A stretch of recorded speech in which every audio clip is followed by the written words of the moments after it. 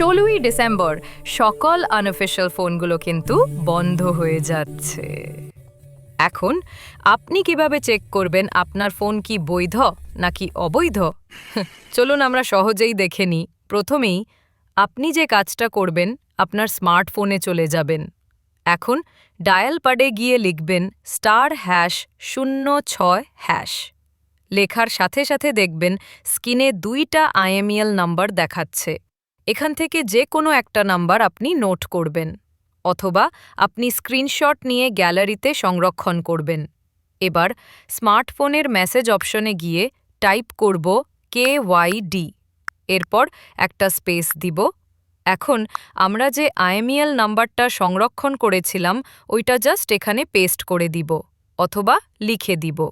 এরপর আমরা 16002 এই নাম্বারে SMS TT সেন্ড করে দিব। আর একটা বিষয়, SMS পাঠাতে গেলে অবশ্যই আমাদের ফোনে ব্যালেন্স থাকতে হবে। ব্যালেন্স থাকা অবস্থায় আমরা SMSটি পাঠিয়ে দেওয়ার পর একটি ফিরতি SMS পাব।